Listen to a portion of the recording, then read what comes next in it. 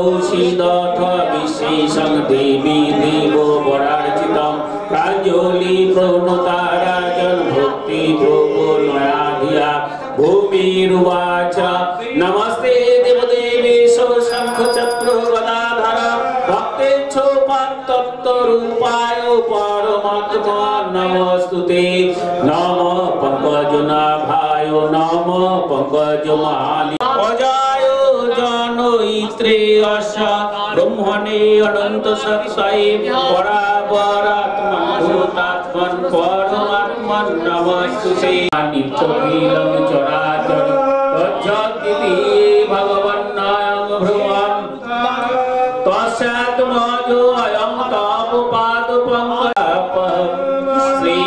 श्रीशुकोवाच इति भूम्यार्थितो वाग्भिः भगवान् भुक्तिनार्मया दत्ताभयं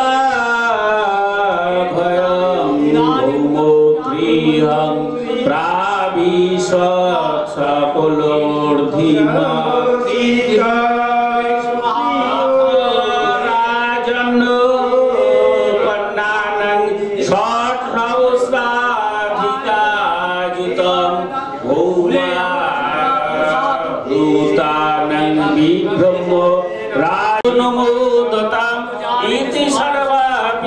कृष्णे भावेन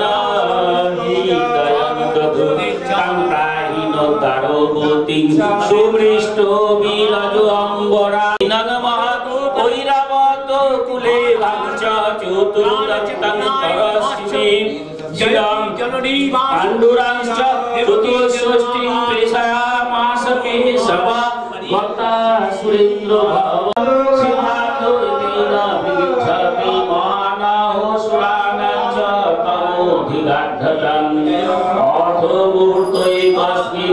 इत्थं रमापतिमवापतिं स्त्रियाता ब्रह्मादयोऽपि न विदुपदो विद्युदीयां भेजुर्मुदारितमेधितयानुरागो हसावलोको नवसङ्गमो जल्पो लज्जा प्रत्युद्गमासनो वरहार्हनो पादशौचताम्बुलो विश्रमणो विजन गन्धमाल्यै केशप्रसारो शयन स्नपनोपहार्यो दासी शतायोऽपि विदहदुस्मदास्यम् इति श्रीमद्भगवते महापुराणे परमहंससंहितायां व्यासिकं दशमस्कन्धे पारिजातो हरन् षष्ठीतमो अध्यायः श्रीबादरायणुवाच परिचित् सुखमासीनं सतल्पस्तं जगद्गुरुं भूतिं पर्योचरत् भूषि वैजनेन सुखी जनय जस्ते तल्लीलया विसंश्रियतत्त्ववतीश्वर स हि जातो ससेतूनं गोपीठायो सज तुष्टिनन्तर्गृहे भ्राजन् मुक्तकामो विलम्बिना विराजिते वितानेन दीपुर्मुनि मरुर्लोके मल्लिका दामोहि पुष्पर दिलेफो कुलनादिते जालदानुशालिना धूपोरगुरुयोराजोपाच्युतं कनायोति मोनिपुराभ्यां रेजे उङ्गुलीयो बलय व्यजनाग्रोहस्तान् वस्त्रान्त गुरुकुचहितो तनोरूपा प्रीत शयनलक कुन्तलो निष्को कण्ठ भक्तोल्लसस्मितो सुधा हरिराव भाषें राजपुत्री सीता भूपुरलोको बालो विभूतिभि महानुभावै श्रीमद्भिरूपौदार्यो बलर्जितै तान् प्राप्तानोत्थिलो हिता चोद्दादीन् निशरो दुर्मदान् दत्ता भद्विकृतो देशान् प्रायोस्त्यक्तो नृपासनान् अष्टवर्धनान् पुंसाम् अलोको पथो वियुषाम् आस्थिता पदवीं शुभ्रो प्रायोषिदन्ति सिञ्चनो जनप्रिया तस्मात् प्रायेण न षड्मा भजन्ति सुमध्यमे जयोरात्मसमं वैधर्मे तदभिज्ञाय त्वया दीर्घो समीक्षया मम दिशन्ति वा मोरुरुक्ति चापि तवाग्रज तेषां बीजो मदन्धानां दीप्तानां सहायमुक्तये आनीतासि मया भद्रे अविश्लेषा तदर्पघ्नम् उपारमत् इति त्रिलोकेश पतेस्तदात्मनो प्रियस्य दिव्यश्रुतो पूर्वमप्रियम् आश्रुतो भिताहुदे जातो विपतुश्चिन्तां दुरत्तां रुदोति जगामः पदासु जातेन नखारुणस्त्रिया भुवं लिखन्तस्कुभिरञ्जनाशित्वै आशिञ्चोति कुङ्कुमोरुषितो स्तनौ स्थावधो मुखोति दुःखोरुद्धवान् तदा भूमि निर्जोकेशान् हरे कृष्ण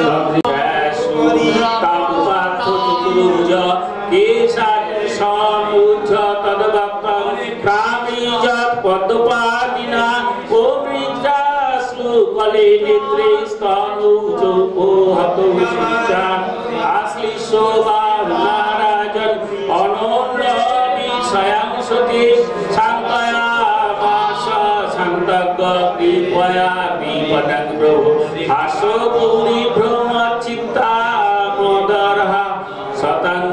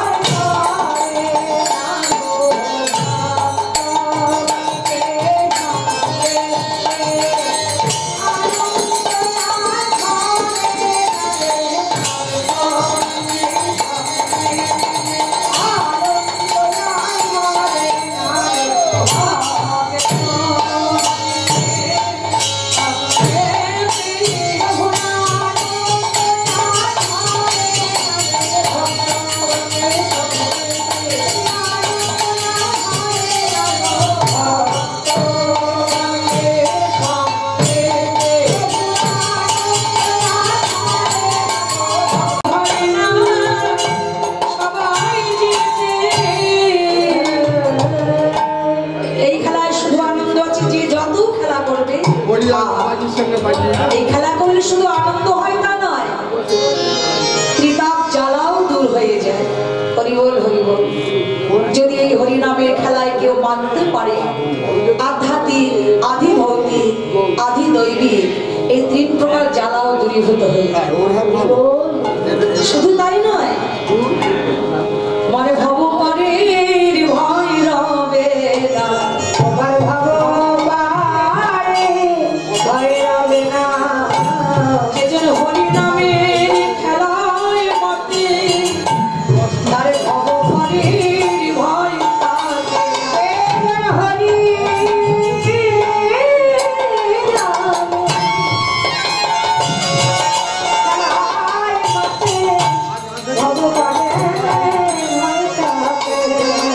যেজন হরি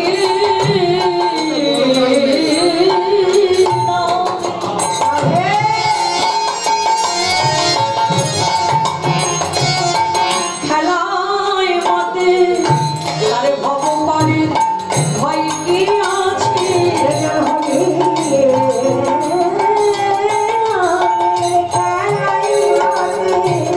আরে ভব পারে ভয় কি আছে,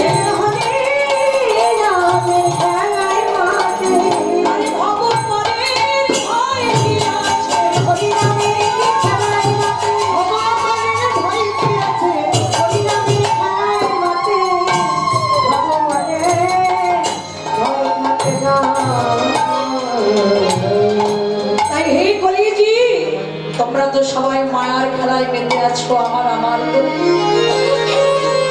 তো মায়ার খেলা তো কতই খেললে, একবার এসো এবার খেলিব হরি নামের খেলা, এবার খেলব হরি নামের খেলা, খেলিব হরি নামের খেলা, খেলিব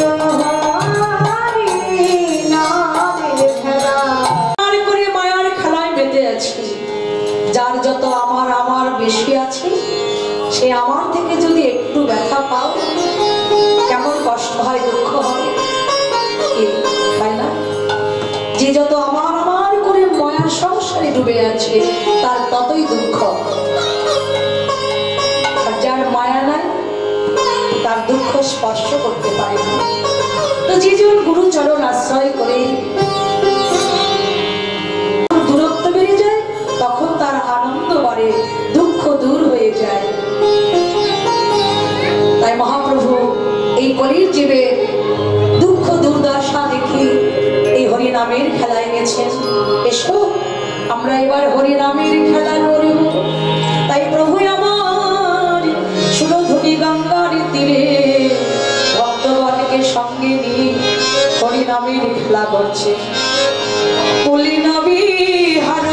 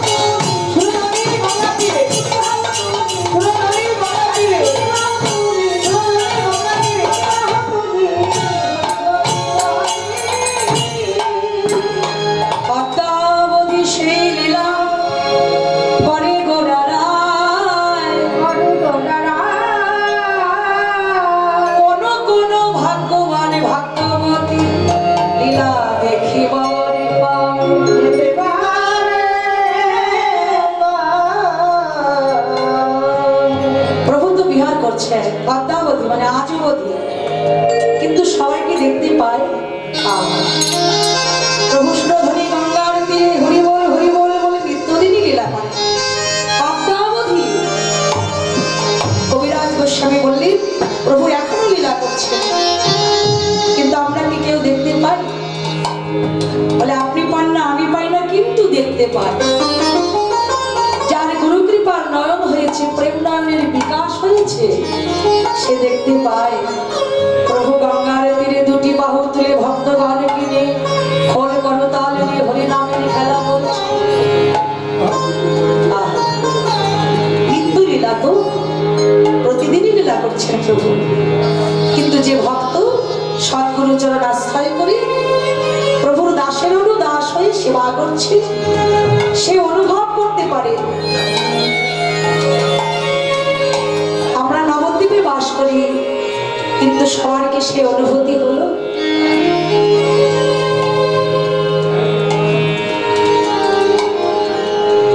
অনুভব সবার হয় না।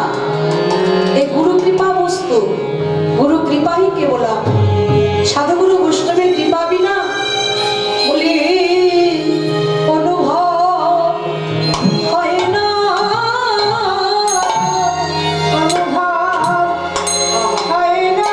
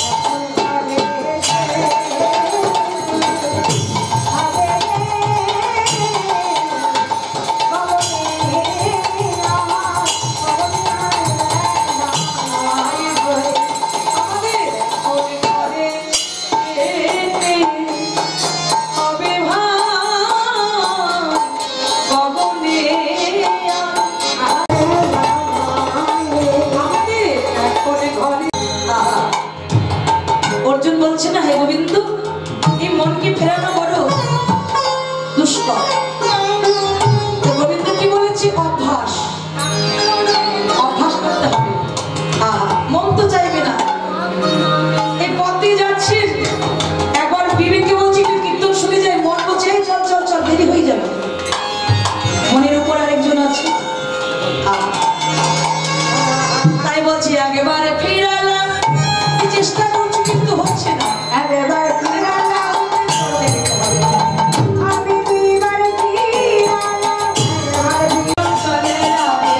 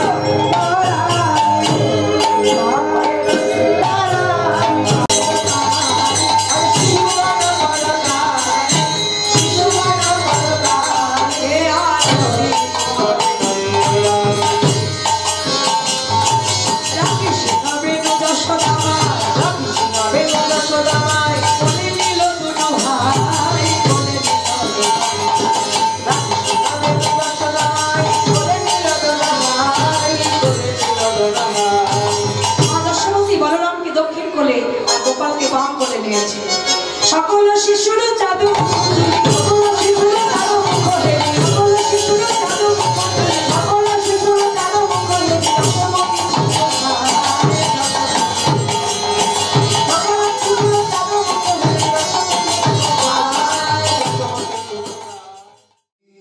रूपं साग्रजातं सहगण रघु ज्ञातान्वितं तं साद्वैतं सावधूतं परिजन सहितं कृष्ण चैतन्यदेवं श्री राधा कृष्ण पादं सहगण ललिता श्री विशाखान्वितांश्च आजानुलम्बित भुजौ कनकावदातो संकीर्तनैकपितरौ कमलायताक्षौ विश्वम्भरौ द्विजवरौ युगधर्मपालो वन्दे जगत प्रिय करो करुणावतारो वराहपीरं नटवरवपु कर्णयो कर्णिकारं बिभ्रदवास कनककपिशम्भैजयन्तीं च मालां रम्राणवेणुरदनसुधया पूरयन् गोपवृन्दैः वृन्दारण्यं सपदरमणं प्राविशति गीतकीर्ति शास्त्रं विचार्य विदुषाञ्चमतं विलोक्य तत्प्रेमसेवनमहापुरुषार्थरत्नं जानन् मुदा मदनमोहनमोदरूपे दासी भवानी वृषभानुकुमारी केते यं प्रव्रजन्तमनुपेतमपेतकृत्यं दैवायनो विरहकातरया जुहाव पुत्रेति तन्मयतया तरवो विनेदु स्तं सर्वभूतहृदयं मुनिमानतोऽस्मि वेदास्तथा स्मृतिगिरो यमचित्तशक्ति सृष्टिस्थितिप्रलयकारणमामनन्ति तं श्यामसुन्दरमविक्रियमात्ममूर्ति सर्वेश्वरं प्रणतिमात्रवशं भजामः या दृष्टानिखिलागसङ्गसमने पृष्ठा वपुप्पावनी रोगानां विवन्दितानि रसने सिक्तान्तकत्रासिने प्रत्यासक्तिविधायिनी भगवत कृष्णस्य संरूपिता न्यस्ता तच्चरणे विमुक्तिफलदा तस्यै तुलस्यै नमः। तुलसीकाननं यत्र यत्र पद्मवनानि च पुराणं पठनं यत्र तत्र सन्नीतो हरिः तत्रैव गंगा यमुना च वेणी गोदावरी सिंधु सरस्वती च सर्वाणि तीर्थानि वसन्ति तत्र यत्राच्युतकथा प्रसंग। जय रूप सनातन भट्ट रघुनाथ श्री जीव गोपाल भट्ट दास रघुनाथ जय गोस्वामीर करि चरण वंदन जहाँ वैद्य विघ्ननाश अभीष्ट पुरा। जय प्रभु श्यामानंद श्री ऋषिकानंद निधुवने सेवा करें परमानंद। जय प्रभु श्यामानंद जय गौरी जय राधा श्याम जय कनकमंजरी। वंशाकल्पतरुभ्यश्च कृपा सिन्धुभ्येव च पतितानां पावनेभ्यो वैष्णवेभ्यो नमो नमः सद्माधवृन्दे नमो नमः श्री श्रीमातृवृन्दे नमो नमः।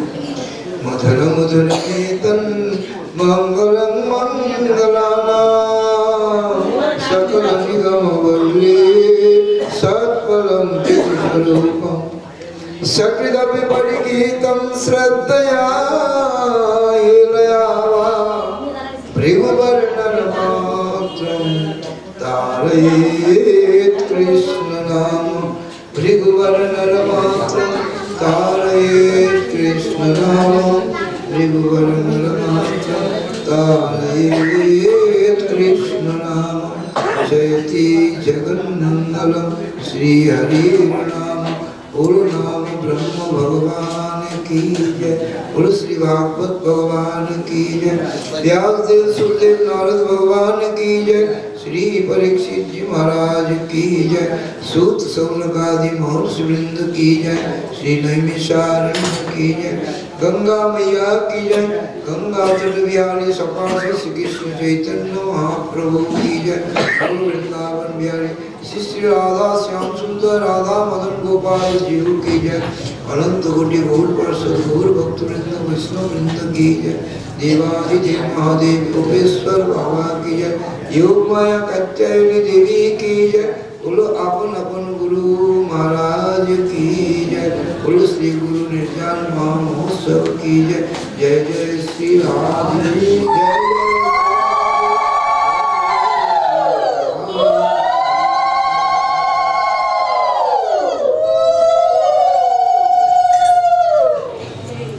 निर्जन महामहोत्सवे আমরা সকলে ভাগবতী কথা শ্রবণে ব্রতী হব। এই ভাগবতী কথা দেবদুর্লভ শ্রীমদ্ ভাগবতী বার্তা সুরানবম।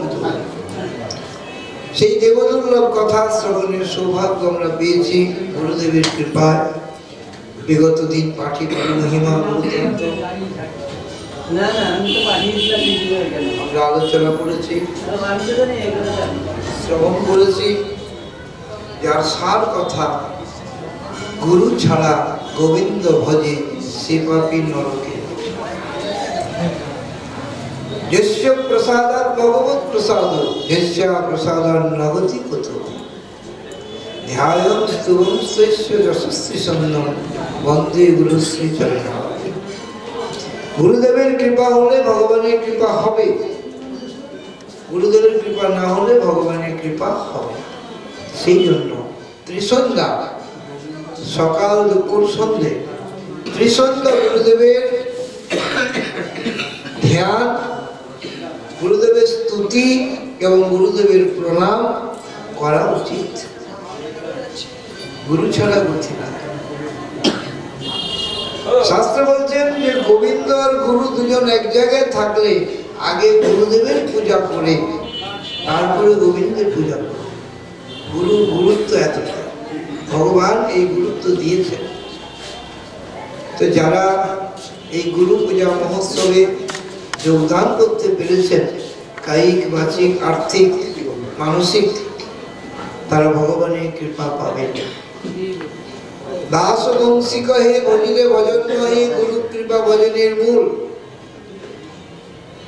বংশীদাস বলছেন, সিদ্ধ বংশীদাস বাবা নবদ্বীপে, যে তুমি যতই ভজন করো ভজন হবে না, গুরু কৃপা হলে তবেই ভজন। গুরুদেব প্রসন্ন হলে ভগবান প্রসন্ন। গুরুদেব কে বলছেন? কৃষ্ণ যদি কৃপা করে কোন ভাগ্যবানে গুরু রূপে অবতীর্ণ হয় না আপনে। ভগবান যদি কোনো জীবকে কৃপা করে তার দুর্দশা দেখে, এই যে আমরা দিন রাত কষ্ট ভোগ করছি, কত কিছু করছি, আমরা একটু শান্তি পাচ্ছি না, স্বস্তি পাচ্ছি। যাদের যতটা বয়স হয়েছে সেই বয়সের অভিজ্ঞতায় আমরা ভালো মতন জানতে পারছি যে জীবনে এত কিছু করার পরেও শান্তি নয়, স্বস্তি নয়। আছে কি? সুখের লাগিয়া এ ঘর বাঁধিনু অনলে পুরিয়া। সুখের জন্য এত কিছু, কিন্তু সুখ কোথায়? দুঃখ। সুখ একমাত্র গোবিন্দ চরণে। সুখময় শ্রী গোবিন্দ সচ্চিদ আনন্দ বিগ্রহ শ্রী গোবিন্দ, তার চরণেই সুখ আছে। কিন্তু সেই চরণে সরাসরি আমরা যোগাযোগ করতে পারব গুরুদেবের মাধ্যমে। গুরুদেব যদি যোগাযোগ করে দেন তাহলে আমরা যোগাযোগ করতে পারব। তাই বিশ্বনাথ চক্রবর্তী বা গুরুদেবের অষ্টকে বলছেন, কি বলছেন, প্রত্যেকটি শিষ্যরই গুরুদেবের অষ্টক মুখস্থ করা এবং প্রতিদিন পাঠ করা প্রয়োজন। ভালো করে বুঝবেন। কিন্তু বর্তমান কলিযুগে কলির প্রভাবে কেউ কেউ দীক্ষা নিলেও তিলক করে না, গলায় মালা থাকে না, বাকি তো পরের গল্প আলাদা। অনেকে গুরুমন্ত্র ভুলে গেছে, অনেকে গুরুদেবের নামও জানে না। বাস্তবে বুঝবেন, তো এইরকম দীক্ষা নেওয়া না নিয়ে গেল বরঞ্চ অপরাধ। গুরুদেবের প্রথমে পূজন, তারপর গোবিন্দের পূজন। গুরুদেবের অষ্টক সকালে উঠেই আগে করতে হয়, গুরুদেবকে প্রণতি জানাতে হয়, তারপরে দিন আরম্ভ করতে হয়। গুরুদেবের অষ্টকটি কি? সংসার দাবা নলনীল লোক ত্রাণায় কারুণ্য ঘনাঘনত্বম প্রাপ্তস্য কল্যাণ গুণার্ণবস্য বন্দে গুরু শ্রী চরণারবিন্দম। महाप्रभु की तनृत्य गीत वादित्रमाद्यान मनसरसीन रोमाञ्चकम्पाश्रु तरङ्गभाजो वन्दे गुरो श्री चरणारविन्दम्। श्रीविग्रहारा धननित्यनाना शृङ्गारतन्मन्दिरमार्जनाद युक्तस्य भक्तांस्य निजुञ्जुतोऽपि वन्दे गुरो श्री चरणारविन्दम्। चतुर्विधश्री भगवत् प्रसादो स्वात्मनुतृप्तान् हरिभक्त संगान् कृत्यैव तृप्तिं भजत सदैव वन्दे गुरो श्री चरणारविन्दम्। श्रीराधिका माधवयोरपार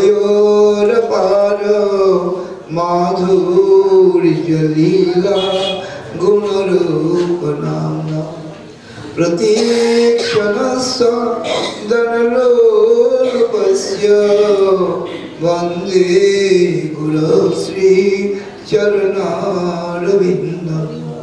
निकुञ्जजूनो रतिकेलिसिद्धि जाजालिभियुक्तिरपेक्षणीया तत्रातिदाक्ष्य दतिवल्लभस्य वन्दे गुरो श्री चरणारविन्दम्।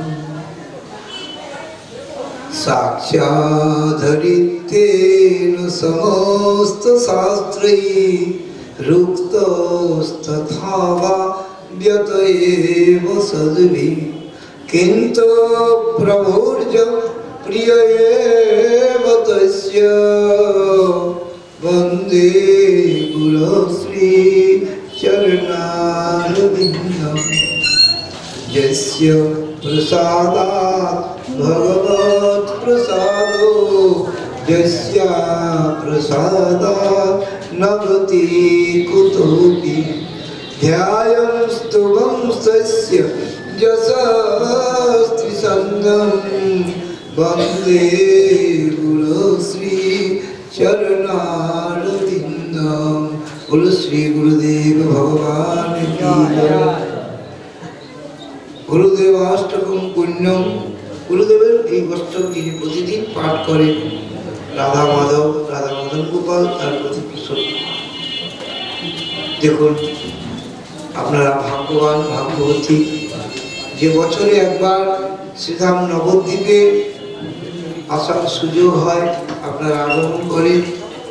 আর মহোৎসবে যোগদান করলে পঞ্চামৃত লাভ হয়। ভগবানের অধরামৃত, ভগবানের কথামৃত, ভগবানের নামামৃত, বৈষ্ণব চরণামৃত, বৈষ্ণব অধরামৃত, এই পঞ্চপ্রকার অমৃত লাভ।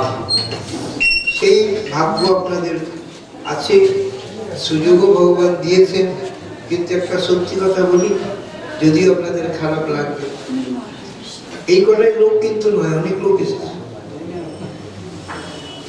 অনেক লোক এসেছে মানে আমি এই জন্য জানি, আমি যখন এলাম প্রদীপ বাবা যে রান্না করছে, আমাকে বললো 200 লোক প্রসাদ পাবে রাত্রে আজকে, কালকে 700 লোক খাবে, আর করে বুঝে তো 200 লোক প্রসাদ পাবে রাত্রেবেলায়। কটা লোক পাঠ কীর্তন শুনছে? সত্যি কথা খারাপ লাগবে একটু, কিন্তু এটা তো বাস্তব। খেতে এসে নাকি নাকি না মার্কেটিং করতে এসেছে? মার্কেটিং করো, ঘোরাফেরা করো, কিন্তু যে উদ্দেশ্যে এসেছো সেটা তো করবে, সেটা আগে করো। সারা বছরই তো করছো। দেখেন, কেউ মোবাইল দেখছে, কেউ শুয়ে আছে, কেউ গল্প করছে, কেউ ঘুরে বেড়াচ্ছে, কীর্তনিয়া কীর্তনিয়ার মতন কীর্তন করে চলে যাচ্ছে, পাঠক পাঠকের মতন পাঠ করে চলে যাচ্ছে নাকি। কালকে ভোগটা হতে না হতেই তারা বড় সব চিন্তা। এ বলবে আগে আমাকে দাও, ও বলবে আগে আমাকে দাও, তখন মারামারি শুরু। এই তো গুরুবাড়ির অবস্থা। এই জন্য কি দীক্ষা নেওয়া না এই জন্য আসা? ভালো করে বুঝেন ব্যাপারটা। দুটো পয়সা দিয়ে দিলেই জীবন ধন্য হয়ে গেল না, এটাকে তো কাজে লাগাতে হবে। ভালো করে চিন্তা বুঝেন, এটা মানুষের একটু বিবেক বিবেচনা করার দরকার। এতে কি হয়, অপরাধ হয়ে যায়।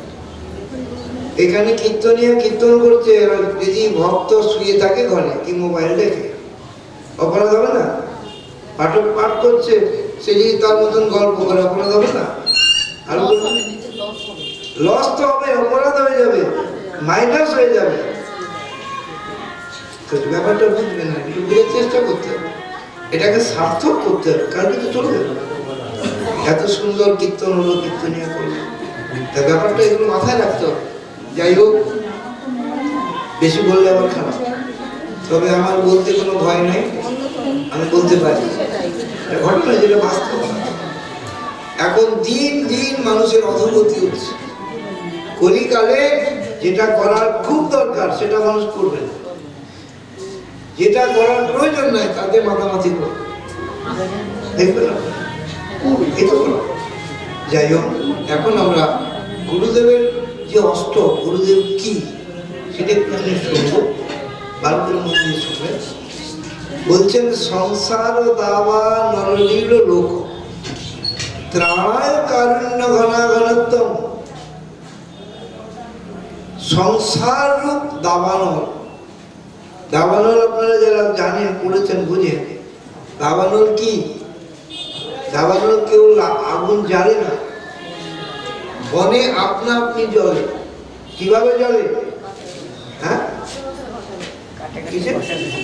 গাছে গাছে অনেক যে গাছ বন জঙ্গলে হয়, কিছু কিছু গাছ আপনা আপনি শুকিয়ে যায়, সেই শুকনো গাছ দাঁড়িয়ে থাকে পাশাপাশি, আর একটু একটু যখন বাতাস দেয়, সেই বাতাসে ওখানে একটু একটু ঘষা ঘষা, শুকনো কাটে কাটে ঘষা লাগতে লাগতে চলে নাকি।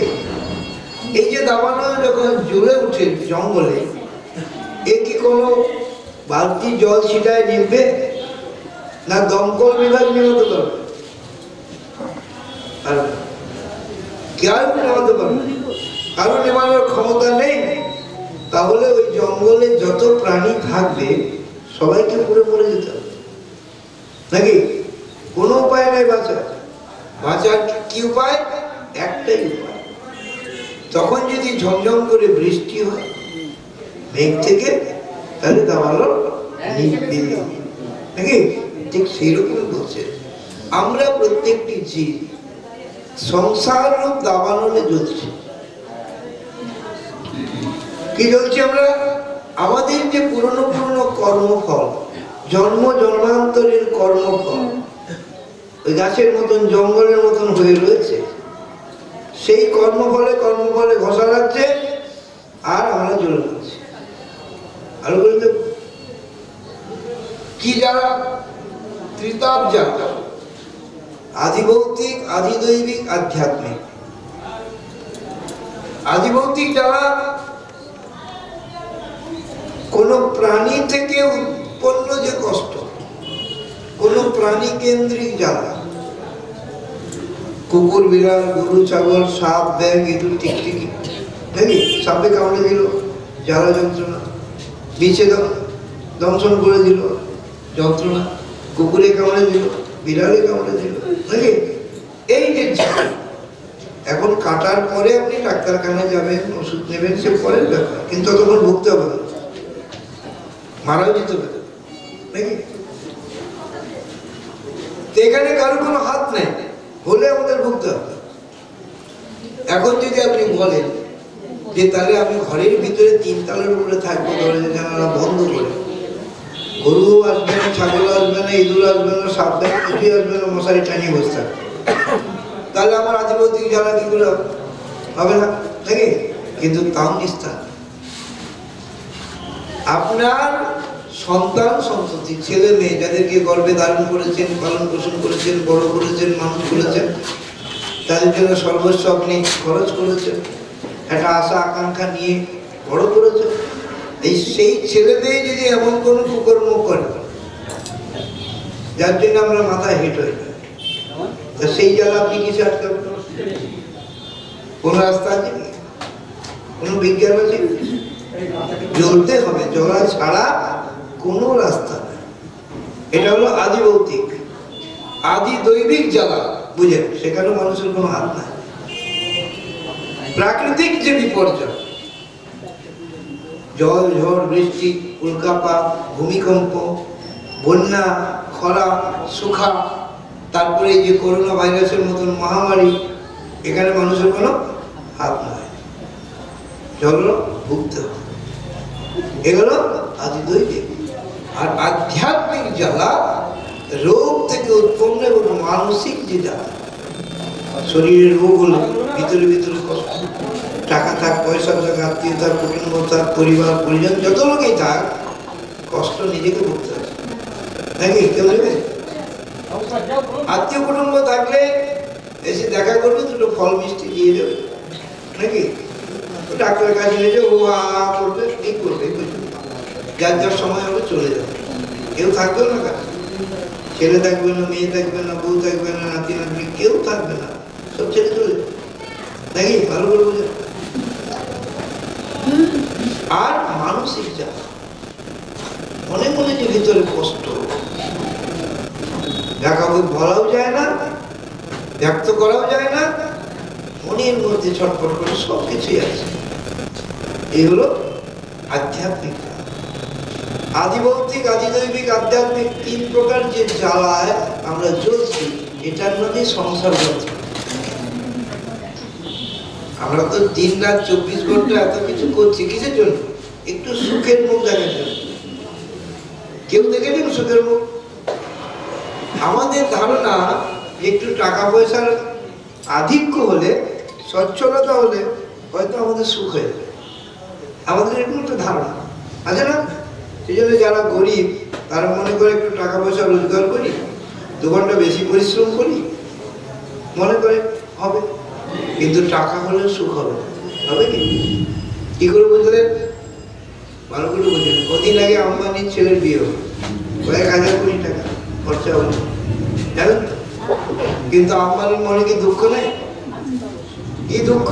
ছেলেটা হাতির মতন মোটা হয়ে গেছে, সেটাকে ঠিক করা যাচ্ছে।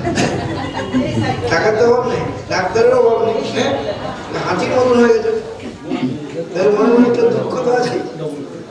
তারপরে মাথায় চুল নাই, টাক হয়ে গেছে, এত টাকা আছে, চুল তো বাঁচতে পারছে, তারও মনে দুঃখ আছে। এরকম প্রত্যেকের মনের মধ্যেই দুঃখ আছে, কষ্ট আছে, যেটা দূর করার উপায় কারণ নেই, একমাত্র তিনি পারেন, তার কাছে সেই ক্ষমতা আছে। আর তার কাছে যাওয়ার জন্য গুরু কৃপা করেছে। গুরুদেবের ছাড়পত্র না পেলে ওখানটায় যাওয়া যাবে না। এই জন্য তার থেকেও বেশি গুরুত্বপূর্ণ গুরুদেব। বুঝবেন ব্যাপার? বলছেন এই সংসার রূপ দাবানলে যে জীব অনবরত জ্বলছে, যার হাত থেকে রেহাই পাওয়ার কোনো উপায় তাদের জানা নেই। দাবানল জ্বললে যেমন কোনোভাবে আগুন নেভানো যায় না, তখন একমাত্র উপায় মেঘ, ঠিক সেই রকম জীব যখন সংসার রূপ দাবানলে জ্বলে পুড়ে মরে, তখন ভগবান করুণার সমুদ্র, ভগবান কি করুণার সমুদ্র, দয়ার সাগর তিনি। কিন্তু সাগরে যতই জল থাক, আপনার কি লাভ? আপনাকে তো সাগরে গিয়ে ডুব দিতে হবে, তবে তো। সাগরে এত জল আছে, লাভ কি? কোনো লাভ নেই। এখন ভগবান করুণা সাগর, দয়ার সাগর, আমি যন্ত্রণায় ছটফট করছি, আমার কি হবে? হবে কি কিছু? হবে না। তাই বলছেন গুরুদেব হচ্ছেন কি? বলছেন গুরুদেব হচ্ছেন ওই ভগবানই, যিনি দয়ার সাগর, তিনি মেঘ হয়ে আমার উপরে বর্ষণ করছেন। আমাদের যে মেঘের বৃষ্টি হয়, বৃষ্টি কোথা থেকে আসে? সমুদ্রের জল বাষ্প হয়ে আকাশে উঠে, সেই জল ঘনীভূত হয়ে বায়ু দ্বারা প্রেরিত হয়ে উড়তে উড়তে আমার জমিতে, আমার উঠানায়, আমার বাড়িতে পড়ে, আমার উপকার। তাই মেঘ যদি না হতো, তার সমুদ্র আমাদের কোন কাজে লাগতো? লাগতো না। তা গুরুদেব বলছেন ওই মেঘের মতো। কি বলছেন? প্রাণায় কারুণ্য ঘনা ঘনত্বম। এই কলিহত জীবের সংসার যন্ত্রণা, সংসার জ্বালাকে ঠান্ডা করার জন্য, নিবানোর জন্য ভগবান কৃপা সমুদ্র, দয়ার সাগর, তিনি গুরুদেব রূপ মেঘ রূপ গুরু রূপ ধারণ করে ভক্তের প্রতি বর্ষণ করছেন, আর তার জ্বালা যন্ত্রণা করছেন। সংসার দাবান নির্লোক প্রাণায় কারুণ্য ঘনা ঘনত্বম প্রাপ্তস্য কল্যাণ গুণার্ণবস্য বন্দে গুরু শ্রীচরণ। তিনি হলেন গুরুদেব। আরো 7টি শ্লোক আছে এরকম পর, প্রত্যেকটি শ্লোকের এরকম গভীর তাৎপর্য আছে। তো আমাদের জীবনের লক্ষ্য কি? যে আমরা দুঃখ দূর করে একটু সুখ পাব। তার জন্য তো এত কিছু, তার জন্য গুরুকরণ করা, গুরুদেবের চরণাশ্রয় করা, ধামে যাওয়া, ভজন সাধন করা। এই জন্যই তো উদ্দেশ্য কিন্তু মানুষের একটাই, সুখম মে ভূয়াৎ দুঃখম মা ভূত। আমার যেন সুখ হয়, দুঃখ যেন আমার না। আর এই জন্য মানুষের এত দৌড়াদৌড়ি, লম্পজম্প, যে যা কিছু করছে। সাধু গাছের তলায় বসে ভজন করা, সর্বস্ব ত্যাগ করে, একটাই উদ্দেশ্য, সুখের জন্য, নাকি? সারা রাত এই ঠান্ডার মধ্যে জেলেরা এক কোমর জলে গলা জল পর্যন্ত ডুবে জাল টানছে, এই শীতের কনকনানি ঠান্ডায়। এরা যে মাছ ধরে দেখবেন ভোরে চলে যায়, ভোরে সকাল হওয়ার আগে তো ধরাধরি শেষ। এত ঠান্ডা কষ্ট কেন সহ্য করছে? দুটো পয়সা হবে, সুখ, নাকি? চোর প্রাণকে বাজি লাগিয়ে লোকের ঘরে চুরি করছে রাত জেগে, কিসের জন্য? সুখের জন্য। ব্যবসায়ী ব্যবসা করছে, চাকরিজীবী চাকরি করছে, যে যা করছে মোট কথা। কিন্তু ওইটাই কথা, সুখ কিন্তু কারো আয়ত্তে আসছে না। আমরা যে সুখ একটু করি, মনে করি, কেউ কেউ মনে করি, ভাবি আর কি, এটা কিন্তু আসলে সুখ না। এটাকে মেনে নেওয়া সুখ বলে। দুঃখে চ সুখ মানি না। আমাদের এই সুখটাও এক প্রকার দুঃখ। আমাদের সুখটা, সংসারের জগতের সুখটা কেমন বলছেন? দদ্রুকণ্ডুয়নবৎ। দাঁত চুলকালে যেমন,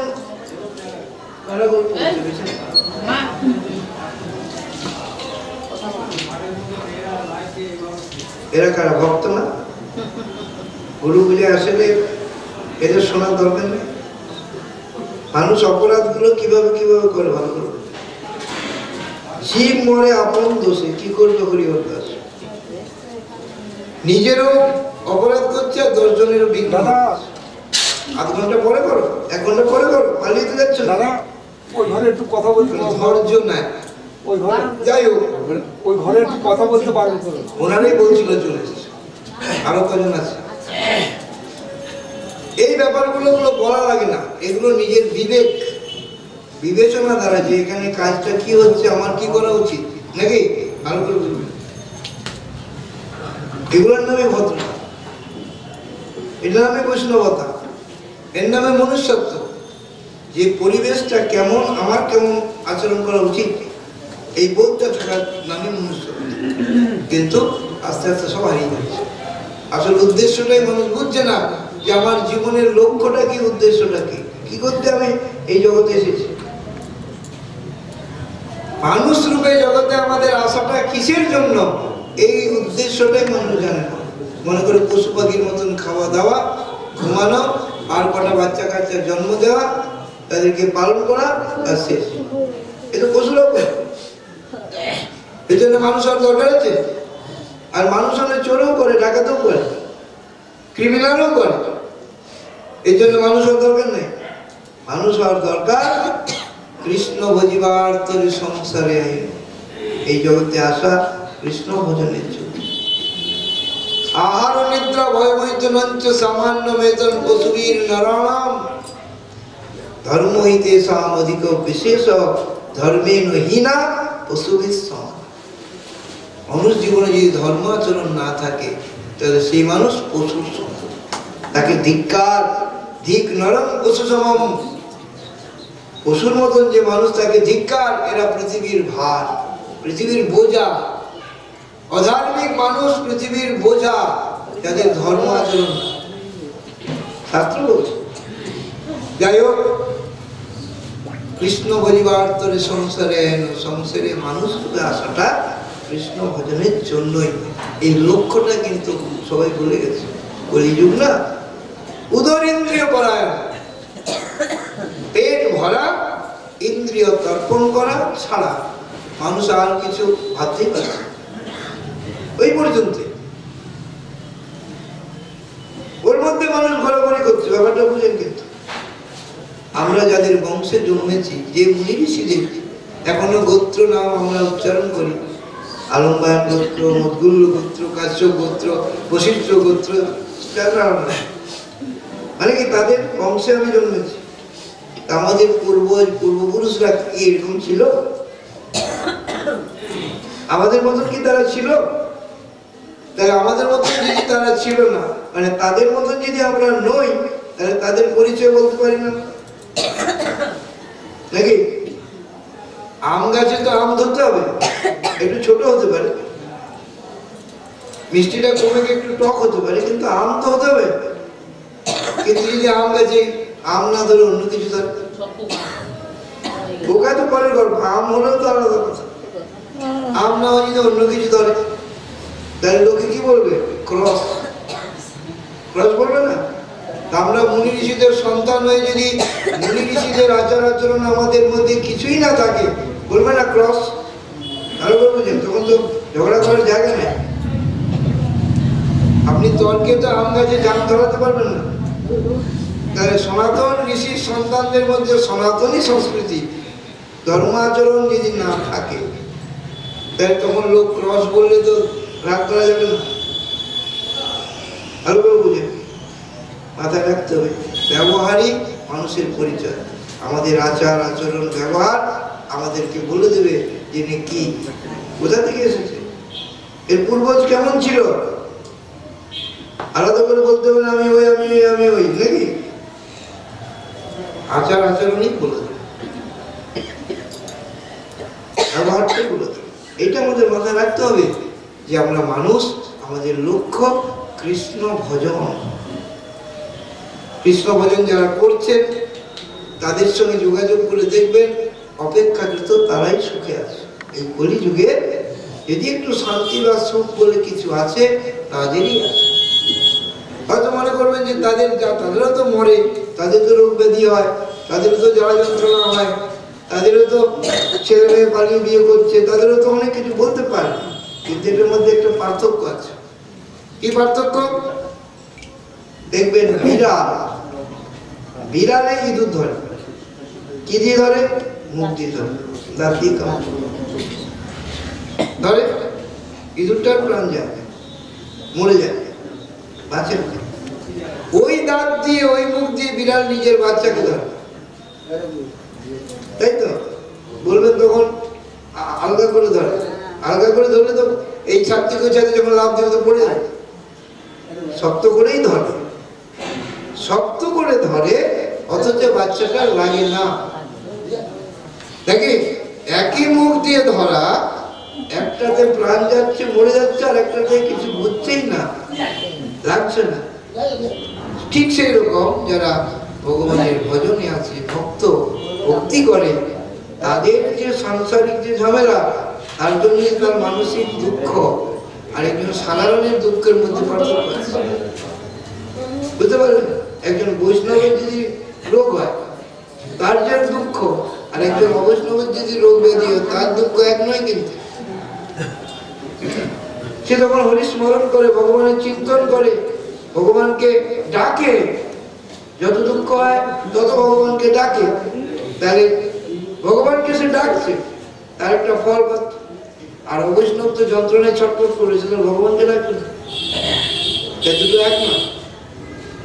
সেই জন্য যারাই ভগবানের চরণ আশ্রয় করেছে, ভক্তি ধর্মে ডুবে রয়েছে, তারাই একটু শান্তিতে আছে। হয়তো তাদেরও দুঃখ কষ্ট আমরা দেখতে পাই, অভাব আছে, সচ্ছলতা নাই, কষ্ট আছে, কিন্তু সেই কষ্ট আর 10 জনের মতো নয়। কারণ মহাভারতে আপনারা শুনবেন, ভগবান শ্রীকৃষ্ণের পিসিমা কুন্তী দেবী, শ্রীকৃষ্ণ যখন বললেন, পিসিমা আজ আমি কল্পতরু, আমার কাছে যে যা চাইবে আমি আজকে তাকে তাই দেব, তা তুমি কি চাইছো বলো? অনেকে তো অনেক কিছু চাইলো, তোমার কি দরকার বলো? তখন পিসিমা বলছেন, হে গোবিন্দ, বিপদস্সন্তু মে সস্বত যত্র যত্র জগৎগুরু। হে গোবিন্দ, আমাকে তুমি বিপদ দিও, সবসময় যেন আমি বিপদে থাকি, দুঃখে থাকি। বিষ্ণু বলছেন, পিসিমা এটা তুমি কেমন চাইবে? সবাই তো সুখ স্বাচ্ছন্দ্য আনন্দ করতে চায়, টাকা চায়, পয়সা চায়, ঘর চায়, বাড়ি চায়, ছেলে চায়, মেয়ে চায়, বউ চায়, স্বামী চায়, আর তুমি বললে দুঃখ দাও কেন? পিসিমা বলছেন, হে গোবিন্দ, আমি বুঝেছি, উপলব্ধি করেছি, আমি যখনই দুঃখে পড়ি মনে প্রাণে তোমাকে আমি ডাকতে পারি, ডাকি, আর তুমি আমার সামনে এসে আমার বিপদ দূর করো। আমি যখন সম্পদে থাকি তখন তুমি আমার থেকে সরে যাও। তাহলে যে দুঃখে তোমাকে পাওয়া যায়, আমি সেই রকম দুঃখ চাই। আর বিপদ দুঃখ হলেই যে আমার বিপদের সঙ্গে বৈষ্ণবের বিপদ এক নয়। কুন্তিমার দুঃখ আর সাধারণ একজন মায়ের দুঃখ এক নয়। আরে বৈষ্ণবদের যে দুঃখ কষ্ট বা বেদি জ্বালা যন্ত্রণা, যেটুকু আমরা জন্মচক্ষুতে দেখি, সেটা কিন্তু আমাদের মতন নয়। কি ব্যাপার সেটা সেই বুঝে, আর বুঝতে গেলে তার মতন হতে হবে। বৈষ্ণবের কেমন অনুভূতি হয়, কেমন অবস্থা তিনি অনুভব করেন, সেটা বুঝতে গেলে নিজেকে বৈষ্ণব হতে হবে, নাহলে বৈষ্ণব চিনে যাবে না। যাই হোক, এখন কৃষ্ণ ভজনের জন্যই মনুষ্য দেহ, আর কৃষ্ণ ভজন করতে গেলে গুরুদেবের কৃপা একমাত্র সম্ভব। গুরু কৃপাই কেবল, গুরু কৃপা ছাড়া কৃষ্ণ ভজন হবে না, কোনো ধর্মকর্ম। তাই গুরুদেবের এই উৎসব, এই গুরু নির্যান মহা মহোৎসব প্রত্যেকটি শিষ্যেরই, প্রত্যেকটি মানুষেরই খুব আন্তরিকভাবে উদযাপন করা, পালন করা উচিত, কর্তব্য। এটা কার জন্য? সম্পূর্ণ নিজের জন্য। একমাত্র ধর্ম জিনিসটাই নিজস্ব সম্পদ, যেটা আপনার মৃত্যুর পরে আপনার সঙ্গে যাবে। মৃত্যুর পরে মানুষের সঙ্গে এই জগতের গাড়ি বাড়ি টাকা কড়ি সোনা দানা আত্মীয় কুটুম্ব ছেলে মেয়ে বউ স্বামী কেউ যাবে না, এই শরীরটাও যাবে না। এত সুন্দর করে এই শরীরটাকে যত্ন করা হচ্ছে দিন রাত, মরার সময় কিন্তু শরীর যাবে না। কি যাবে? আপনার আত্মার সঙ্গে আপনার কর্ম। একটু ভজন সাধন করে যে সম্পত্তি আপনি অর্জন করবেন, এইটা আপনার মৃত্যু করা গিয়ে কি হবে, এটা গেলে কি হবে আপনি ভালো করে বুঝেন। সম্পত্তি নিয়ে যদি আমি এই দেহ ছেড়ে অন্য দেহে যাই, আমার কি লাভ হবে? ভালো করে বুঝছেন। মার্কেটে ভালো জিনিস কিনতে গেলে ঝোলায় বেশি সম্পদ থাকতে হবে, পয়সা থাকতে হবে নাকি? আপনি বাংলাদেশের প্রচুর টাকা পয়সার মালিক আপনি, কিন্তু যখন বর্ডার ক্রস করছেন 1 পয়সা আনতে দেন, এখানে কিছু কিনতে পারবেন? যদি আনতে পারেন কিনতে পারবেন। ঠিক সেই রকম এই জগতের যত কিছু সম্পদ বিষয় আশয় আমাদের শরীর কিছু যাবে না, একমাত্র ধর্ম বা ভজন সম্পদ আমাদের সঙ্গে যাবে। আত্মার সঙ্গে যদি সম্পদ নিয়ে আমরা যাই পরলোকে, সেখানে ইচ্ছা মতন দামি জিনিস কিনতে পারবো, মানে দামি দেহ আমি পাবো।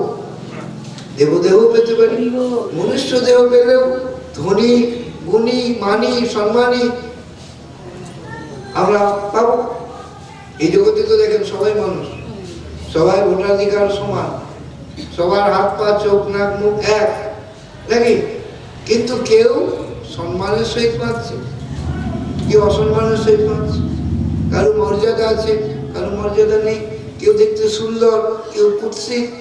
এই তো ব্যাপার। কেন? সবার তো একই সিস্টেমেই জন্ম, একইভাবেই তো জন্ম, তাই তো? এই পার্থক্যটা হচ্ছে পূর্বার্জিত কর্ম। যে যেমন করেছে তার সঙ্গে তেমন এসেছে, সে তেমন পেয়েছে। তাহলে কাউকে হিংসা বিদ্বেষ করার তো জায়গা নেই। চেষ্টা করো তোমার, হিংসা নয়, চেষ্টা করো তোমার। ও আজকে ধনী হয়েছে, মানি হয়েছে, গুণী হয়েছে, সম্মানী হয়েছে, মানে পূর্বজন্মে কিছু করেছে। তুমি হও নাই, তোমার করা নাই। তাহলে তোমাকে কি করতে হবে? ওর সঙ্গে হিংসা না করে তোমাকে করা আরম্ভ করতে হবে। প্রারব্ধটা ভোগের সঙ্গে সঙ্গে তোমাকে উপার্জন করতে হবে, তাহলে তুমি নেক্সট পরে পাবে। তাহলে একমাত্র এই ধর্মটাই নিজস্ব সম্পদ, যেটা আমাদের মৃত্যুর পর আমাদের সঙ্গে যাবে, আর বাকি কিছু যাবে না। তাহলে দেখুন, আমরা যেটা আমার সম্পদ আমার সঙ্গে যাবে সেটাকে করছি উপেক্ষা, আর যেটা আমার সঙ্গে যাবে না সব পড়ে থাকবে সেটা নিয়ে দিন রাত যত্ন ছোটাছুটি চেষ্টা। বিপরীত কিনা? আমরা মূর্খ কিনা? খাও, পড়ো, প্রয়োজনীয় যেটুকু সেটুকু উপার্জন করো, কিন্তু আসল কাজটা করে কৃষ্ণ ভজিবার করে সংসারে আইনো। সেই কৃষ্ণ ভজনটা ঠিক রেখে বাকি তুমি করো। সেটাকে জলাঞ্জলি দিয়ে করে কি হবে? কি হবে? ওই জড়ভরত ভারতবর্ষের একছত্র রাজা ছিলেন, তিনি বনে গিয়ে হরিভজন করতে গিয়েছিলেন। এক হরিণ শিশুর প্রতি আসক্ত হয়ে ভজন সাধন বর্জন করে সেই হরিণ শিশু নিয়ে দিন রাত ব্যস্ত হলেন। হরিণ শিশু গেল পালিয়ে, আর অন্তিম সময় হরিণ হরিণ চিন্তা করতে করতে প্রাণ ত্যাগ করলেন, আর হরিণ হয়ে গেল। বুঝলেন? ছিলেন মানুষ, হয়ে গেলেন পশু। ভাগবতে আমাদেরকে সতর্ক করেছেন, সাবধান করেছেন যে অন্তত আর কিছু করো না করো, এই মনুষ্য দেহটা যেন হাতছাড়া করো না, হারিয়ে ফেলো না। এরপরে যেন আবার মানুষ হতে পারো, সেই রকম কর্ম করো। এই জগতের কোনো জিনিসের বিনিময়ে পরজন্মে মানুষ হবে এর কোনো গ্যারেন্টি নাই। একটাই গ্যারেন্টি, যদি তুমি কৃষ্ণ ভজন করো, ধর্মপথে থাকো, তাহলে তুমি পরবর্তী নেক্সট আবার মনুষ্য জন্ম পাবে, ভগবান সুযোগ দেবে। যদি না করো তাহলে কিন্তু আর পাবে। প্রত্যেকটি দেহের একটা নিজস্ব নিয়ম আছে, নীতি আছে। প্রত্যেকটা দেহের বৈশিষ্ট্য আছে। মনুষ্যদের বৈশিষ্ট্য ধর্মযাজন। এই ধর্মযাজন যদি না হয় তাহলে পুনরায় মনুষ্যদেহ পাওয়া যাবে না। কেমন বলছেন দেখুন, কোনো পদে যদি সরকার কাউকে চাকরি দেয়, সেই পদ অনুযায়ী সেই মর্যাদা পায়, মাইনা পায়, ফেসিলিটি পায়, সুরক্ষা পায়। এখন সেই অফিসার পদমর্যাদা অনুযায়ী ঠিক ঠিক যদি কাজ করে পদে বহাল থাকবে। যদি ফাঁকি মারে দিনের পর দিন, তাহলে কি করবে? তাকে বরখাস্ত করে দেবে, সাসপেন্ড করে দেবে। ভালো করে বুঝতে হবে জিনিসটা। আর যদি সে একটু বেশি করে, ভালো করে, তাহলে তার প্রমোশন হবে। তাহলে পদে থেকে যদি একটু ভালো করে, সততার সহিত কাজ করে, তাহলে তার প্রমোশন হবে। আর যদি পদে থেকে ফাঁকি মারে তাহলে ডিমোশন হবে। পদে থেকে অন্তত পদ অনুযায়ী যদি কাজটা করে সেই পদে বহাল থাকে। এই তো কথা। ঠিক সেই সিস্টেম আমরা মনুষ্য দেহ পেয়েছি। এই দেহ পেয়ে যদি মনুষ্য দেহের করণীয় গুলো করে যাই তাহলে পরবর্তী বহাল থাকতে পারবো। আর যদি আমরা মনুষ্য দেহ থেকে পশুর মতন কাজই করি তাহলে ডিমোশন হবে। মনুষ্য দেহ থেকে দেবতার মতন যদি আচরণ করি তাহলে প্রমোশন হবে। সিস্টেম তো এক। শাস্ত্র কিন্তু পরিষ্কার করে বুঝিয়ে দিয়েছে। এখন আপনারা বুঝেন, ভজন সাধন ভক্তি ধর্ম কার জন্য করে মানুষ? নিজের জন্য করা উচিত। আর নিজের কাজটা যেমন মানুষ চুরি করে করে, ফাঁকি দিয়ে করে, লুকিয়ে করে, আমাদের খুব একটা প্রয়োজন যদি থাকে, অনেক সময় ফাঁকি দিয়ে করি না, লুকিয়ে করি না, চুরি করে করি না। ঠিক সেই রকম সংসারের সমস্ত কাজ, দায় দায়িত্ব, কাজকর্ম আমাদের আছে, আমাদের উপরে চাপিয়ে দেওয়া হয়েছে, আমরা যেচে নিয়েছি। এখন সেক্ষেত্রে আমাদের ওখান থেকে সময় বার করে, মানে সংসারকে ফাঁকি দিয়ে সময় বার করে, চুরি করে নিজের কাজটুকু আমাকে করে নিতে, ওটাই আমার নিজের কাজ। আর করে বুঝেন, আপনি যদি সংসারে 5 কেজি চাল রান্না করেন, সঙ্গে 8-10টা তরকারি, সবাই খান, আপনি আপনারটুকু খান, আপনি বেশি খেতে পারবেন, সবাই ভাগ পাবেন।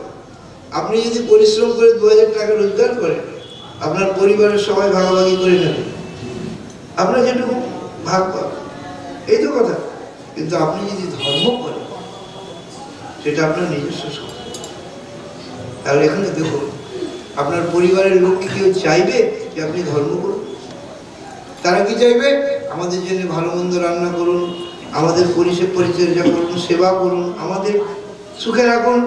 আপনারটা আপনি করুন না করুন, বুঝে করুন। সেই জন্য ধর্মকর্মে কেউ সহযোগিতা পাবে এমনটা কোনো গ্যারেন্টি নাই। পরিবারের লোক যে সাহায্য করবে এমন কোনো গ্যারেন্টি নেই। আত্মীয় স্বজন যে সাহায্য করবে কোনো গ্যারেন্টি নেই, কারণ তাদের কোনো লাভ নেই। আপনি বাড়িতে আছেন, বন্ধু বান্ধব আত্মীয় কুটুম্ব আছে, ভালো ভালো রান্না করে অখাদ্য কুখাদ্য খাচ্ছেন, সব তাড়িয়ে তাড়িয়ে খাচ্ছে। এখন আপনি যদি হঠাৎ বৈষ্ণব হয়ে বলেন আমি নিরামিষ খাবো, তাহলে বাধা দেবে না? তারা কেন বাধা দেবে? বলবে আপনার শরীর ভেঙে যাবে, আপনার ওই হবে, এই হবে, সেই হবে, পরে করবে। কোনো কিছু না, উদ্দেশ্য একটাই, ও যদি নিরামিষ খায় তাহলে আমাদের জন্য তো আর বলে দেবে না, নাকি? আর বলবে একটু স্বার্থপর জগৎ, নিজের স্বার্থ ছাড়া কিছু বলবে। এইভাবে জগৎটা চলছে। সে যে বুঝার বুঝুক, আমাকে আমারটা বুঝতে হবে। আমাকে লোক ঠকাতে চাইছে তার স্বার্থে, কিন্তু আমি ঠকবো কেন? আমি কৃষ্ণ ভজনের জন্য এসেছি, এই দেহ পেয়েছি, আমি দেহটাকে সার্থক করব। এখন বৈষ্ণবরা সর্বত্যাগী, জঙ্গলে বসে যতটা করতে পারে আমি ততটা পারবো। তিনি 16 আনা করে, আমি তো 4 আনা পারবো। 4 আনা পারি, না পারি 2 আনা পারবো, 1 আনাও তো পারবো। আমাকে অন্তত 1 আনা করে বাকি বিড়ম্বনাটা কেন? আর বুঝুন, তাই এই যে ভজন, ভগবানের কৃপা পাওয়ার উপায় হল গুরু কৃপা। গুরু যার মহামহোৎসবে যোগদান করা, এটাই জন্য প্রয়োজনীয়। আপনারা হয়তো ভাববেন যে আমরা তো এত দূর থেকে এলাম, যারা এলো না, এর মধ্যে পার্থক্যটা কি? কিছু তো পার্থক্য আছে। কি পার্থক্য আছে? ভগবান দেখছেন যে গুরুদেবের এই মহা মহোৎসবে কে কে এলো, ভগবানই কৃপা দৃষ্টি করছে। আমরা হয়তো দেখতে পাচ্ছি না, উপলব্ধি করতে পারছি না, কিন্তু ভগবান আমাদেরকে দেখছে। কেমন বলছে শুনে একটা গল্প। এক সময় সুরদাস, সুরদাস মানে যিনি জন্মান্ধ, জীবনে কোনোদিন কিছু দেখতে পারে না, সেই সুরদাসজি যাচ্ছেন কে বদ্রীনারায়ণ দর্শনে। বদ্রীনারায়ণ হিমালয়ের উপরে খুব দুর্গম জায়গা, এখন বন্ধ। সেই রাস্তায় হেঁটে হেঁটে যাচ্ছেন, তখন তাহলে কোনো যানবাহন ছিল না। তো যাচ্ছেন, যেতে যেতে রাস্তাটা ভুলে গিয়ে অন্ধ লোক হঠাৎ একজনের পায়ের শব্দ শুনেছেন, কেউ যাচ্ছে। জিজ্ঞেস করলেন, দাদা আপনি কোথায় যাচ্ছেন? বলে আমি বদ্রীনারায়ণ যাচ্ছি। বলে দাদা আমাকে একটু রাস্তাটা ধরিয়ে দেন না, আমি রাস্তাটা হারিয়ে গেছি। একটু অবজ্ঞা শুরু বলে, আরে অন্ধ তুমি বদ্রীনারায়ণ যাই কি করবো, কি দেখবে? তুমি তো ছবি দেখতে পারো না, তুমি যাওয়ার তোমার লাভ কি? ভালো করে বুঝে দুবার তিনবার এইভাবে অবজ্ঞা সূচক কথা বললো। প্রথমে তো চুপ করেই ছিলেন, পরে বললেন, দাদা আপনি যা বলেছেন সব ঠিকই বলেছেন। আমার কর্মফলে আমি জন্মান্ধ হয়েই জন্মেছি, জীবনে কিছু দেখতে পাই না, দেখতে পাবো না, এটা আমার দুর্ভাগ্য। তা আপনি যে বলছেন যখন দেখতেই পাস না, তাহলে গিয়ে তোর কি লাভ? আমি কেন যাচ্ছি জানেন? আমি এই আশা নিয়ে যাচ্ছি, আমি তো আমার কর্মফলে দুর্ভাগ্যে জীবনে কিছু দেখতে পাই না, দেখতে পাবো না, কিন্তু তাও যদি আমি ভগবানের সামনে গিয়ে দাঁড়াই, তার করুণাপূর্ণ দৃষ্টি আমার উপরে বর্ষিত হয়, তিনি তো আর অন্ধ। সেই আশা নিয়ে আমি যাচ্ছি।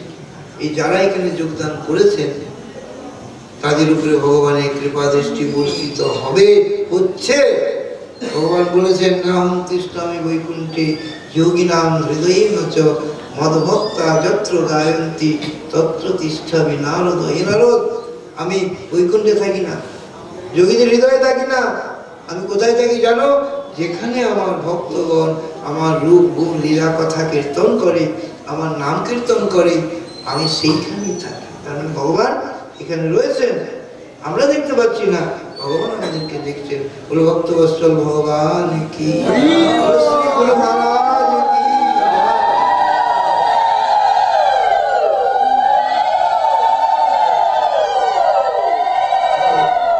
এরপরে লীলা কীর্তন হবে। দাদা বলেছেন 8:30 পর্যন্ত পাঠ, সময় একটু কম লাগবে, কীর্তন পরেও কীর্তন। তো যাই হোক, আবার সুযোগ সুবিধা হলে আমরা মদন গোপালের সামনে আবার কথা শুনবো। আমার একটা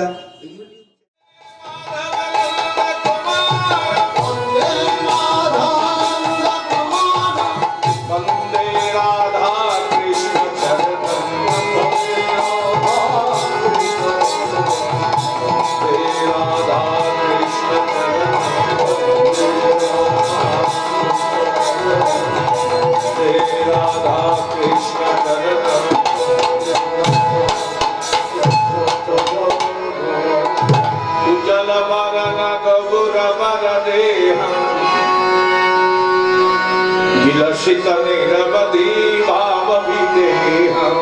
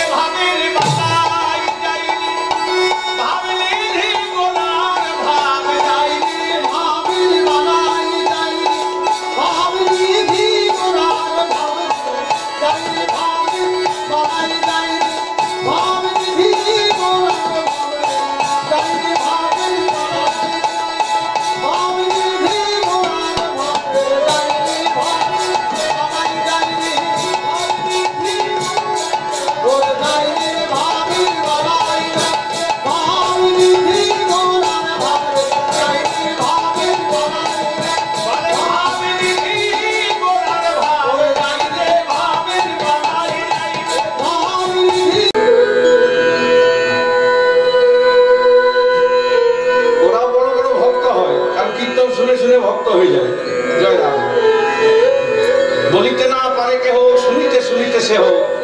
কি অদ্ভুত চৈতন্য চরিত, কৃষ্ণ উপজিলে প্রীতি, তাতে হয় রসের খ্যাতি, এ নাম শুনলেও বড় হয়। নবদা ভক্তি শেষ করতে আদৌ শ্রবণাং শোনো। এই যে কীর্তন শুনছেন, হেলাই হোক, শ্রদ্ধাই হোক, যেমন করেই হোক, অনুরাগে হোক, অনুরাগ না নিয়ে হোক, রাত্রি জাগার জন্য হোক, শুনতে হবে। তাই শুনছেন, যে কারণেই শোনেন না কেন, শুনলে কি হয়?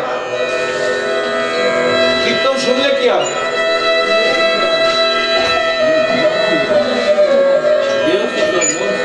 যারা শোনে না তাদের দেহ মন শুদ্ধ হয় না। জয় রাম।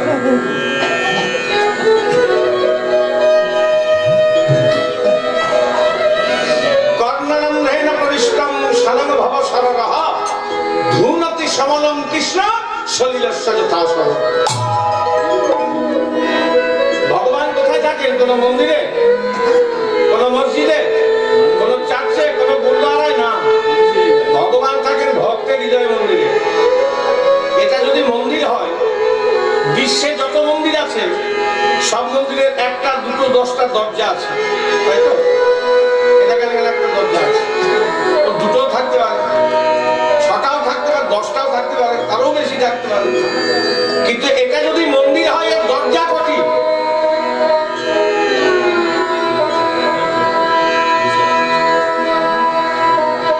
বেশি বুঝে গেলে হবে না। পণ্ডিতের গোবিন্দ ভজন নয়। জয় রাধে।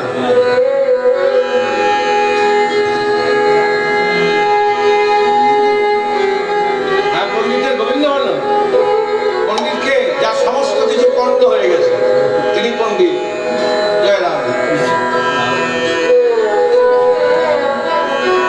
তাহলে মন্দির আছে, মন্দির, এটা যদি মন্দির হয়, দরজা হচ্ছে দুটি। কোন দুটি? ভালো করে কানে আঙুল নিয়ে দেখবে, সকলের কানে দুটো ছোট্ট ছোট্ট ছিদ্র আছে। মা, এই দূর করা ছিদ্র নয়, যেটাকে কর্ণদ্বার বলে। এই ছিদ্র দিয়ে শব্দ ব্রহ্মেণ প্রবিষ্টম, কর্ণরন্ধ্রেণ প্রবিষ্টম। শব্দ ব্রহ্মরূপে কর্ণদ্বার দিয়ে ভগবান ভক্তের হৃদয় মন্দিরে প্রবেশ করে। জনৈকা নাগরী বলছে, হ্যাঁ গো, এত কষ্ট করে গোবিন্দের এই ছোট্ট ছোট্ট ছিদ্র দিয়ে ঢোকার কি দরকার ছিল বাবু? না ঢুকলেই তো পারত। ভাবাশ্রিত ভক্ত বলছে, ভাই, নিজের বাড়ির দরজাটা যদি একটু ছোট হয়, বাড়ির মালিক ঘরটাতে ঢুকতে ছেড়ে দেন না।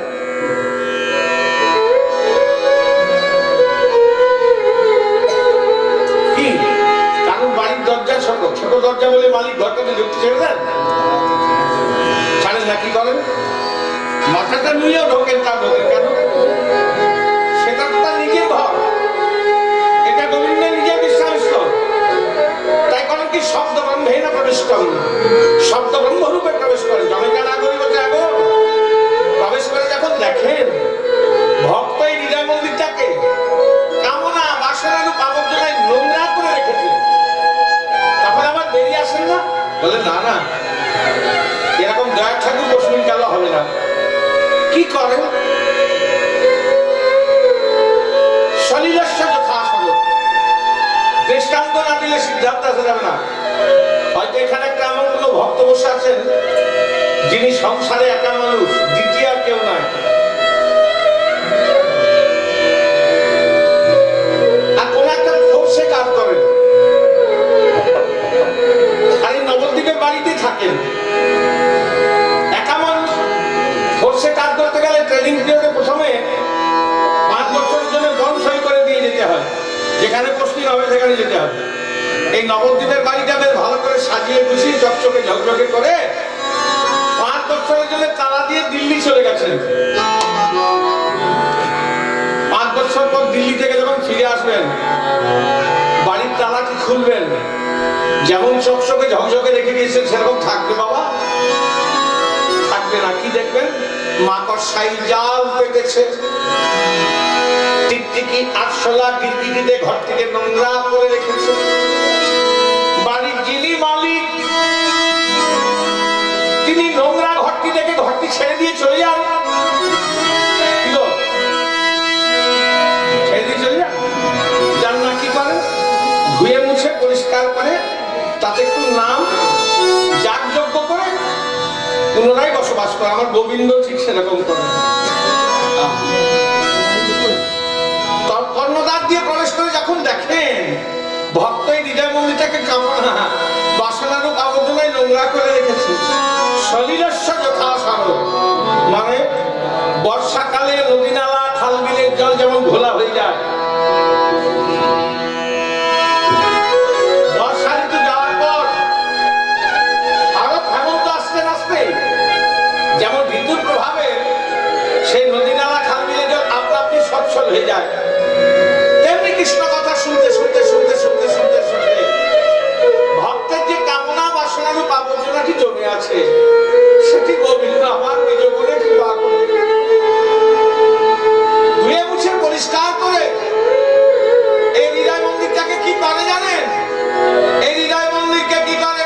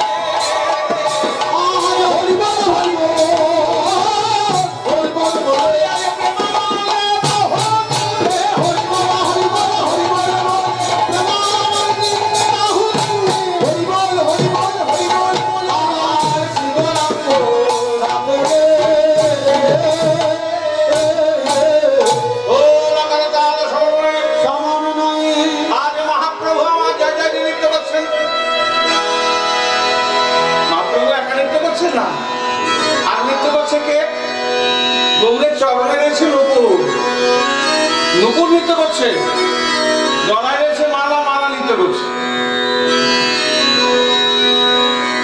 মালা গাঁথার একটা নিয়ম আছে। জয় রাধে।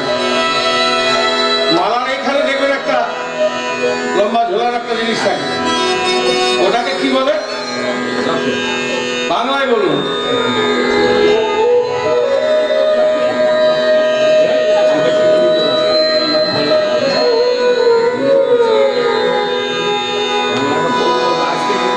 বাঙালি মানুষ বাংলায় মহাপ্রভু, আমি গেছিলাম পাশ্চাত্য দেশে কীর্তন করতে 2022-এ। তা ওখানে প্রথম এই কীর্তন প্রতিষ্ঠা করে এসেছি যারা আমাদের দেশকে 200 বছর শাসন করেছে এখানে। তা সেখানে এখানে ফিরে আসার পর এখানে বলে কীর্তন কিসে করলে? আর কেন তোমার কি মনে হয়? বললে মনে হয় ইংলিশে। আর গোল্ডেন নদী আর সোনার নদীর মধ্যে আস্বাদনে অনেক ডিফারেন্স আছে, আছে না? আমি বললাম যেটা যার কোনো ইংলিশ হয়ই না কখনো। মহাপ্রভু মূর্খ ছিলেন? কিসে করেছেন? পণ্ডিত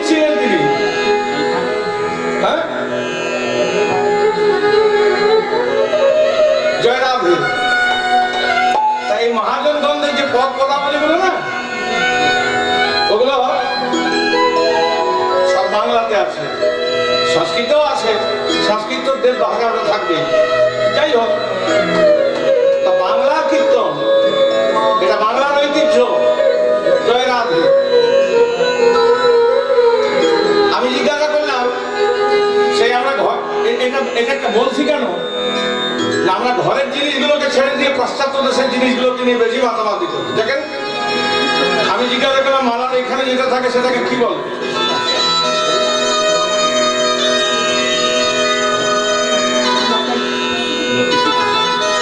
এটাকে কি বলে? এটাকে কি বলে?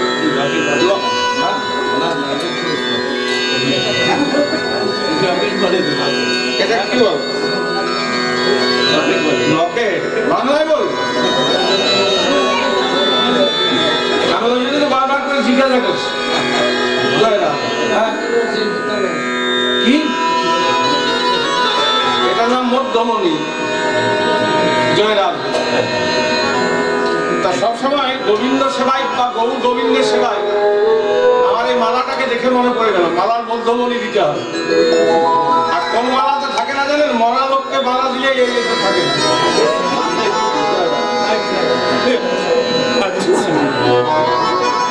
বিয়ে তো চলে গেলেন বাবা।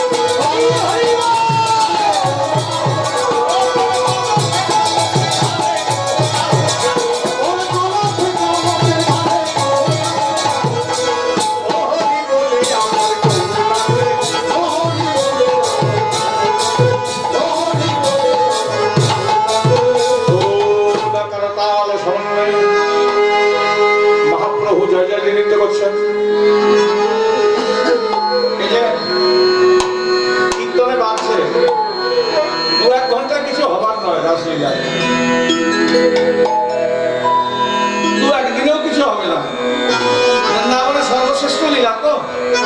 যাই হোক, এটা যেটা বাজছে এটাকে কি বলে?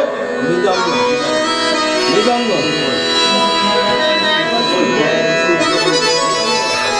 বলেন, আমাকে বলছেন এখন মৃদঙ্গ কেন? মৃদঙ্গ মৃদঙ্গ কেন?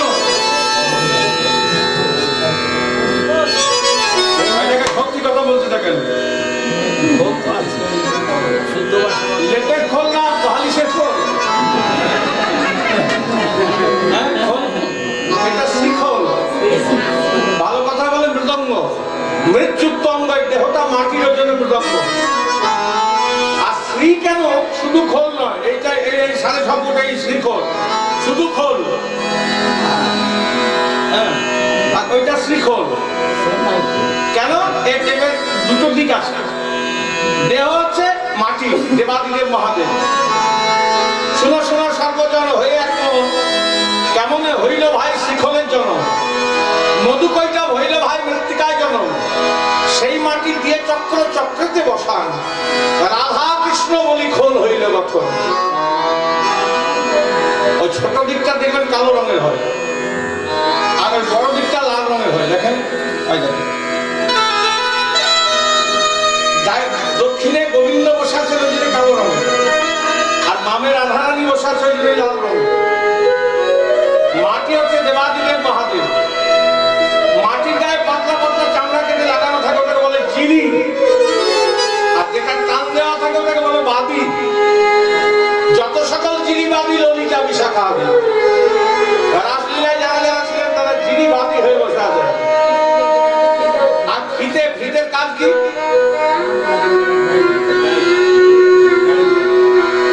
শিখলকে ধরে রেখেছে। বৃন্দাবন লীলা সহায় কান্নিকে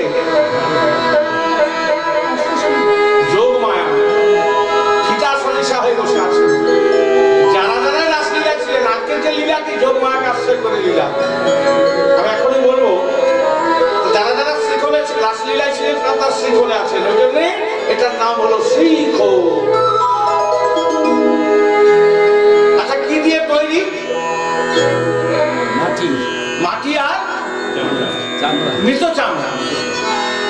জীবিত চামড়া না, মৃত চামড়া। তাহলে দুটোই নির্জীব। আর এই খোলগুলো নির্জীব না সজীব? সজীব। তাহলে ওই সংকীর্তন মন্ডলী মানে নির্জীব শিখল ধ্বনিত হয়ে এই সজীব জীবকে শিক্ষা দিচ্ছে। কি বলে জানেন? যে সানন্দ সুত পদকমলে ভক্তিরা রাস্তি নারা, যে সানা ভাবীরা কন্যা প্রেম গুণা কথনে নাম রক্তা রসজ্ঞা। মানে যারা সাদরের সহিত আদরের সহিত এই কৃষ্ণ কথা শ্রবণ করে না, মৃদঙ্গ কথায়াতে ধিকিতাম ধিকেতাম কথায়াতে নিতরাম কীর্তন স্থল মৃদঙ্গ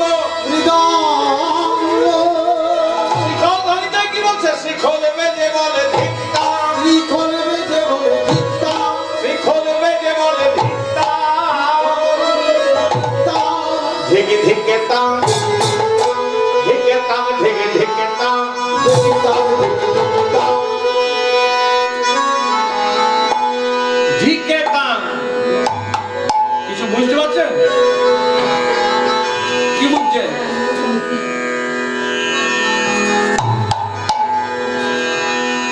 কি বলছেন? নির্জীব খোল ধিকেতাম ধিকি ধিকেতাম ধিকেতাম ধিকি ধিকেতাম ধিকেতাম। তাদেরকে কাদেরকে? যারা এ রসেতে রসে না ভাই। ধিকি ধিকেতাম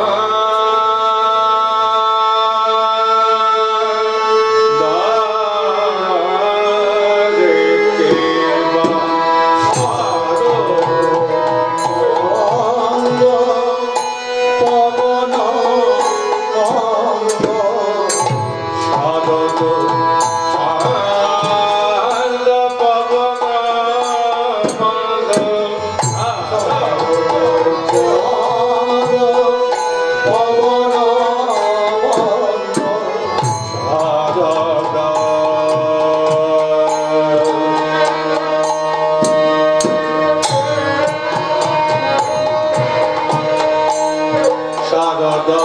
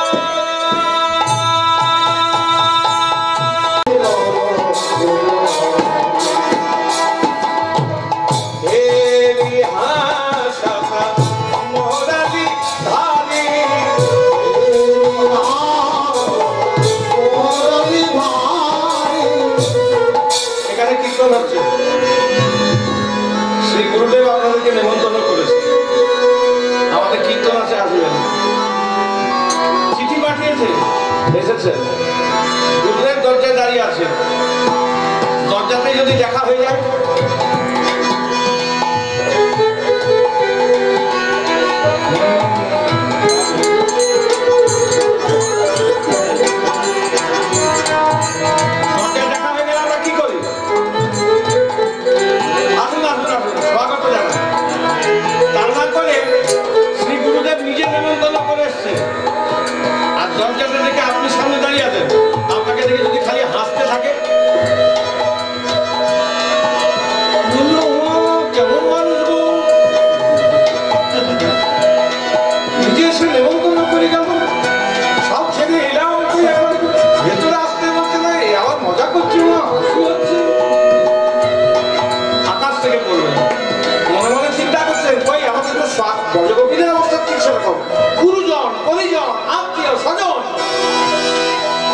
পরিত্যাগ করে দিয়ে এসেছে গোবিন্দে রাঙা রাঙা শ্রী যুগল চরণে আশ্রয় নেবার নামে দিদিনে মিলন গোপনারি হেরি হাসত মুরলী ধারি গোপীরা চিন্তা করছে কই স্বাগত দেওয়া মাথাটা নিচু করে